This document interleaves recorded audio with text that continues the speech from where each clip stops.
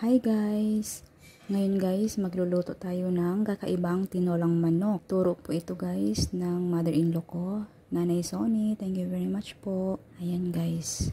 So, ito yung mga ingredients natin. Meron tayong manok. Ayan. Tayo po gamit natin. At saka tinanggalan ko na siya ng buto. Ayan. Meron din tayong bawang, sibuyas, at saka luya. Yung luya natin guys, hindi natin pinaliitan ng slice kasi baka aanghang yung tinola natin. Ayaw kainin ng anak namin. Yan, mayroon tayong sotanghon, dalawa yung gamit ko, at saka malunggay. Yan. And then meron tayong paminta at saka patis. Yan, umpisahan na natin magluto guys. So, ayan guys, sa sipahit na pan, isang kutsa lang natin yung manok natin or tatanggalan natin ng sariling mantika yung manok. Ayan, para hindi masyado malangsa yung manok natin guys. Walang mantika yan guys ha. Ayan, kasi lalabas lang yung sarili niyang.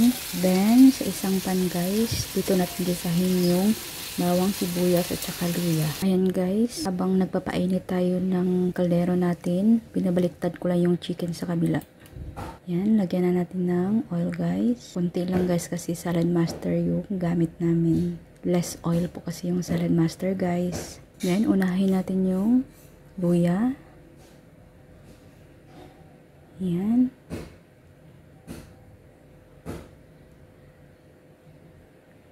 Yan, kapag mabango na yung luya guys, ilagay natin yung sibuyas.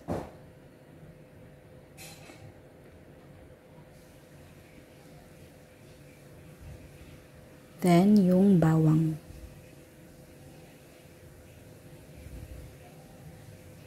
Then, ilagay na natin yung manok guys. Haluin lang natin.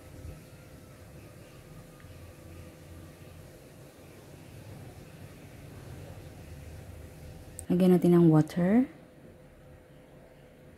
Paminta. Tsaka patis. Ayan, takpan na natin guys at pakuluan lang natin hanggang lumambot yung karne natin.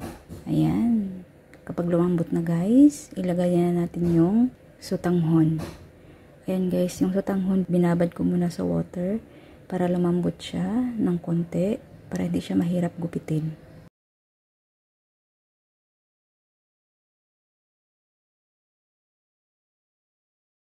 Hintayin natin ng kumulo ito guys. Ayan, kapag kumulo na guys, ilagay na natin yung malunggay natin. Ayan guys, yung malunggay guys, ginupit-gupit ko din siya para mabilis siya matunaw sa tiyan ng anak namin. Ayan. Takpan na natin guys upang lumambot yung malunggay natin.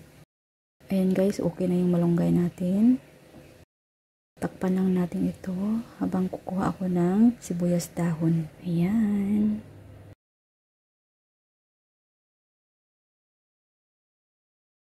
Lagyan lang natin ito ng sibuyas dahon. Ayan, okay na siya guys. Tikman na natin.